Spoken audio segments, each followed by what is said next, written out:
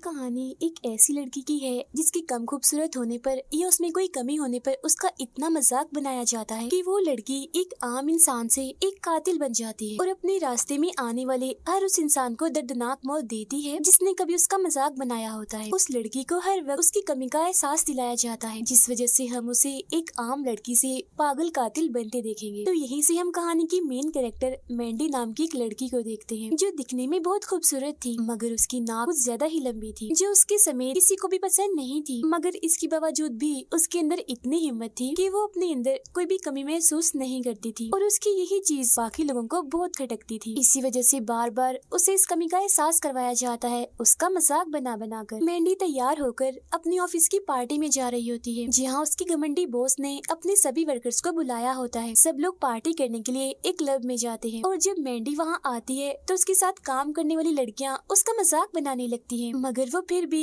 उनकी बातों पर ध्यान ना देते हुए अनसुना कर रही थी। इसके बाद उन्हें शराब दी जा रही होती है जो काफी बड़े बड़े ग्लासों में थी। अब लंबी नाक होने की वजह से मैंडी उस वेट्रेस से कहती है कि आप ऐसा करें मेरे लिए शराब छोटे ग्लास में ले आएं, ऐसे मुझे पीने में मसला होगा। तब वेट्रेस बजाय उसकी बात सुनने के उसकी नाक पर हंसने लगती है और मजाक बनाते हुए कहती है कि मैडम यहाँ पर छोटे ग्लास होते ही नहीं है, अगर आपकी नाक लंबी है तो हम क्या कर सकते हैं, आपको इसमें ही पीना पड़ेगा। इतना कहकर वो यहाँ से चली जाती। अब इतनी बेइज्जती होने के बाद भी मैंडी एकदम शांत होती है और खुद को संभालते हुए जैसे वो बड़े ग्लास से शराब पीने लगती है तो तभी उसकी दोस्त मजाक मजाक में उसके सर पर मार देती है जिससे शराब मैंडी के कपड़ों पर गिर जाती है जिसे साफ करने वो वॉशरूम में चली जाती है। तो वहाँ भी उसके साथ काम करने वाली बाकी लोग आकर उसका मजाक बनाने लगते हैं और अलग अलग तरह से परेशान करने का कोई मौका नहीं छोड़ते। और वो तंग आ चुकी थी, इतनी परेशान हो गई थी कि उसका घर जाने का दिल भी नहीं कर रहा था क्योंकि उसे लग रहा था कि घर में भी उसके साथ कुछ ऐसा ही होगा। वो यहाँ से सीधा जाती है अपनी बहन के पास जो पहले से ही उसकी सारी परेशानियों को जानती थी और मैंडी का काफी ध्यान रखती थी, उसका कभी मजाक नहीं बनाती थी बल्कि वो तो उसे कहती है कि अगर तुम चाहो तो मैं तुम्हारी नाक की सर्जरी करवा सकती हूँ, तुम्हें एक बहुत ही अच्छे और सस्ते सर्जन से मिलवा सकती हूँ। लेकिन क्योंकि मैंडी को सर्जरी करवाने से डर लगता था तो वो उसे मना करके अपने घर आ जाती है। वो एक औरत के साथ किराए के घर पर रहती थी और ये औरत भी बिल्कुल मैंडी की बॉस जैसी थी, हर वक्त उसका मजाक बनाती रहती थी, परेशान करने का उसे कोई मौका नहीं छोड़ती थी। इस वक्त भी वो कुछ ऐसा ही कर रही होती है। I don't know, Mildred.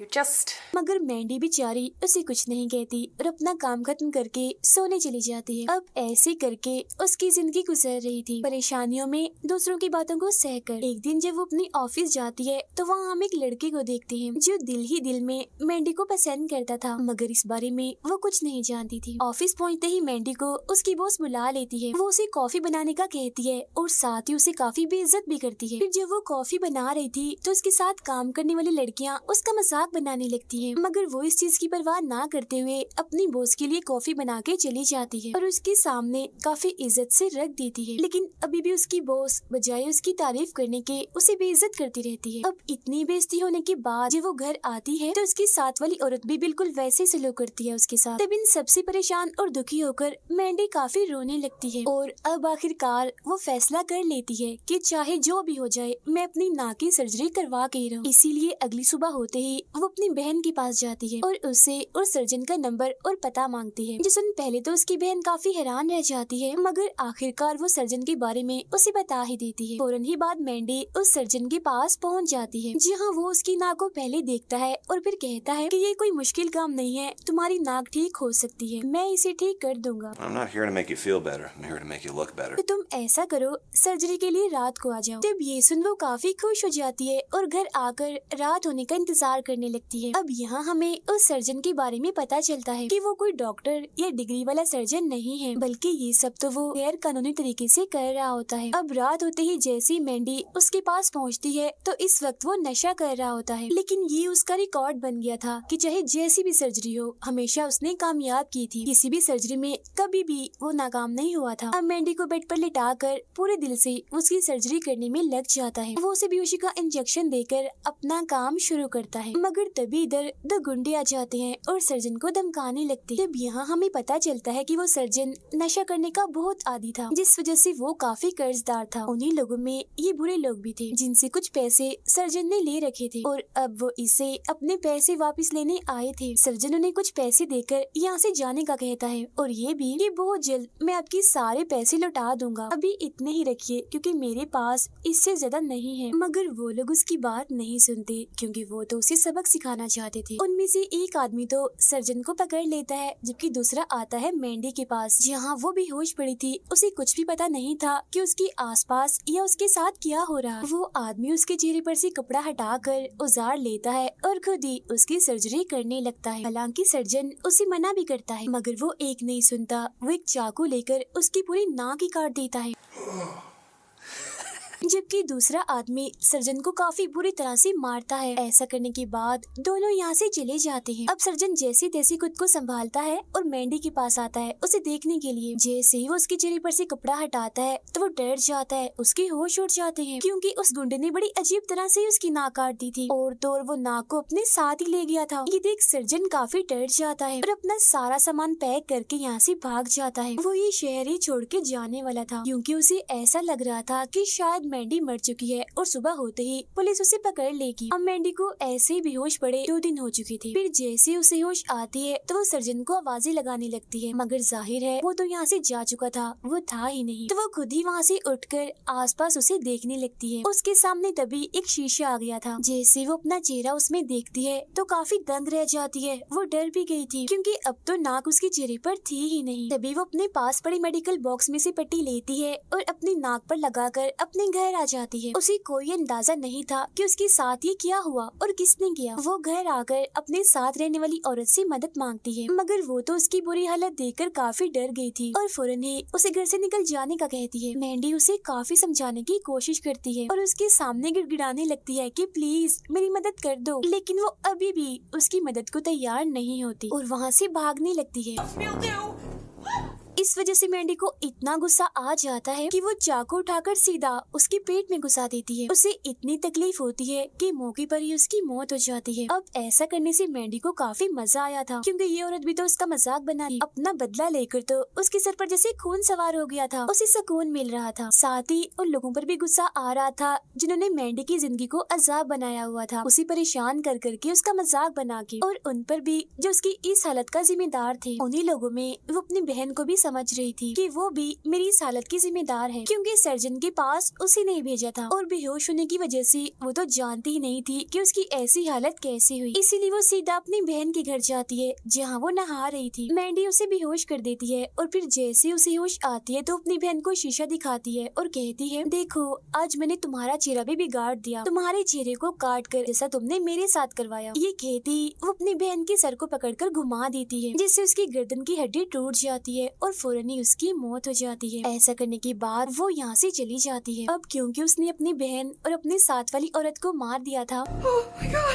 इसलिए अब उसके पास कोई ऐसी जगह नहीं थी जहाँ वो रह सकती, क्योंकि अगर वो वहाँ रहती तब भी या कहीं और जाती तब भी पुलिस को उसी पर शक होना था और वो पकड़ी जाती। तब वो रात गुजारने के लिए जाती है एक पार्क में जहाँ वो शराब पीकर सो जाती है। अगली सुबह जब उसकी आँख खुलती है तो वो अपने सामने काफी सारे लोगों को पाती है जहाँ पहले तो वो डर जाती है मगर फिर उनसे पूछती है कि आप लोग कौन हो। वो कहते हैं कि हम छोटे मोटे चोर हैं और हमें तुम्हें यहाँ उठाकर लाए हैं। दरअसल उन लोगों को मैंडी की ऐसी हालत देखकर उस पर तरस आ रहा था और वो उसकी मदद करना चाह रहे थे। वो यहाँ मैंडी से काफी सारे सवाल करते हैं जिन पर मैंडी उन्हें सब कुछ बता देती है। इसके बाद वो उसे एक मास्क देते हैं जिसे जैसे मैंडी पहनती है उसे अलग ही तरह की खुशी महसूस होने लगती है। वो बगैर कुछ कहे खुशी खुशी किसी बच्चे की तरह कूदती हुई वहाँ से चली जाती है और अब वो यहाँ बन गई थी एक पागल कातिल। अगले दिन वो उसी मास्क को लगाकर अपने ऑफिस जाती है क्योंकि वो दरअसल आज अपने मकसद के लिए आई थी, बदला लेने। जहाँ सबसे पहले वो जाती है काउंटर पर बैठी लड़की के पास। वो उसके गले में पेन घुसाकर मार देती है। इसके बाद वो अपने सामने आने वाली एक वर्कर के चेहरे पर चाकू से कट मार देती है और बाद में उसे जान से ही मार डालती है। इसके बाद जैसे एक दूसरी वर्कर उसके सामने आती है तो सीधा वो चाकू उसके पेट में दे मारती है और उसे भी अपने रास्ते से हटा देती है। इसके बाद वो बाकी की वर्कर्स के पास जाती है सबक सिखाने जिन्होंने कभी उसका मजाक बनाया था।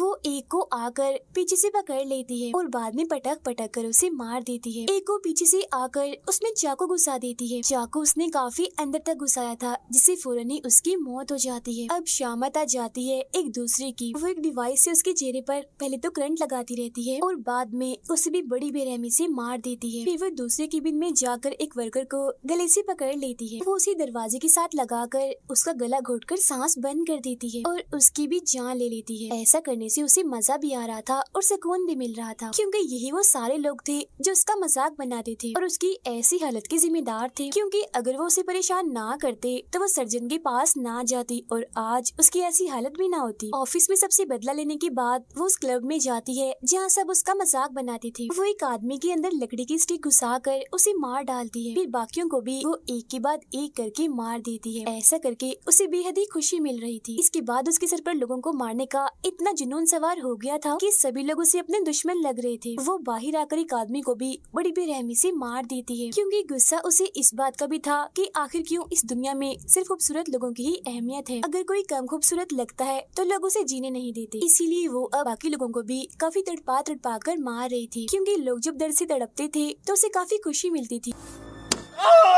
जैसे वो एक लड़के को बंद करके उसके अंदर ड्रिल मशीन घुसा देती है और काफी भयानक मौत उसे देती है। फिर वो ब्लेड वाला एक हथियार उठाकर एक आदमी के अंदर घुसा देती है। ऐसे एक लड़की को बालों से पकड़कर उसका मुंह कमोड में घुसाकर उसे भी मार देती है। इसके अलावा वो अपने चाकू की धार को तेज करके 2-3 लोगों को और मार देती है। सिर्फ यही नहीं बल्कि तीर कमान से भी निशाने लगा लगा कर वो लोगों को मार रही थी। वो इतनी पागल बेरहम बन चुकी थी कि लोग उसे जान बचाने के लिए भाग रहे थे। अब ऐसे ही करते करते बदला लेने की आड़ में पता नहीं कितने लोगों को उसने मौत के घाट उतार दिया था। खास तौर पर खूबसूरत लड़कियों को वो उन्हें इतना बदसूरत बना देती है कि उन्हें मारने की जरूरत ही पेश नहीं आती, क्योंकि जब वो लड़कियां खुद को शीशे में देखती थी तो खुद ही अपनी जान ले लेती थी। किसी लड़की के चेहरे को उसने जला दिया था तो किसी के चेहरे पर कट के निशान मार दिए थे, किसी के चेहरे को जख्मी कर दिया था तो किसी का चेहरा डिजाइन बनाकर बदसूरत कर दिया था। अब उसने अपने सारे दुश्मनों को खत्म कर दिया था सिवाय एक के, और वो थी उसकी बॉस। क्योंकि जिस दिन वो अपने ऑफिस में सब लोगों को मारने गई थी तब उसकी बॉस ऑफिस में नहीं थी और अब उसकी बॉस छुट्टियां गुजारने अपनी 2 दोस्तों के साथ जंगल में आई हुई थी। इसकी फौरन बाद मैंडी भी यहाँ पर पहुँच जाती है। वो बॉस की एक दोस्त के पेट में छड़ी घुसा कर उसे मार देती है, जो देख बॉस और दूसरी दोस्त वहाँ से भागने लगती, मगर जल्द ही मैंडी दूसरी दोस्त को भी पकड़ लेती है। वो कुल्हाड़ी से उसके पैर को काट कर उसे ही खाने के लिए देती है, मगर जब वो ऐसा करने से मना कर देती है तो मैंडी कुल्हाड़ी से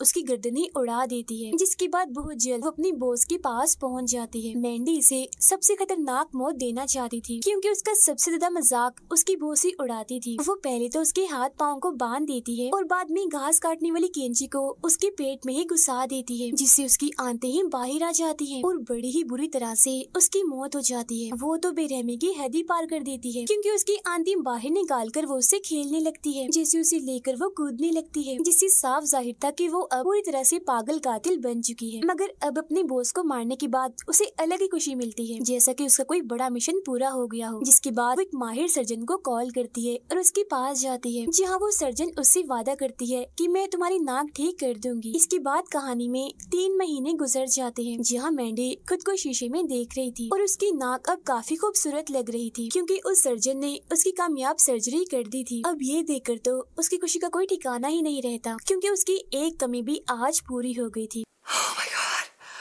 जिसके बाद वो उसी लड़के के साथ शादी करके जिंदगी गुजारने का फैसला करती है जो उसे पसंद करता था, क्योंकि उसने मैंडी को उसकी बदसूरती में भी पसंद किया था। मैंडी खुशी खुशी उस लड़के के साथ चली जाती है। अब इस कहानी का कड़वा सच हमें ये पता चलता है कि बेशक कम खूबसूरत इंसान खुद को कमतर ना समझे, लेकिन सामने वाला इंसान उसका इतना ज्यादा मजाक बनाता है कि फिर उस इंसान को अपने अंदर वो खामी, वो खराबी नजर आने लगती है। फिर जब वो इंसान अपने उस कमी को ठीक करने की कोशिश करता है और उसमें कामयाब नहीं हो पाता तो वो दूसरों की जान पर बन जाती है। जैसे मैंडी को उसे इतना परेशान किया गया था कि वो एक अच्छी लड़की से पागल कातिल बन गई और न जाने कितने लोगों की उसने जान ले ली। इसीलिए हमें भी इस इंसान की शक्ल सूरत को बुरा नहीं कहना चाहिए, क्योंकि उसका अंजाम हमारे लिए कभी भी बुरा हो सकता है। इसी मैसेज के साथ ही ये कहानी इधर ही खत्म हो जाती है।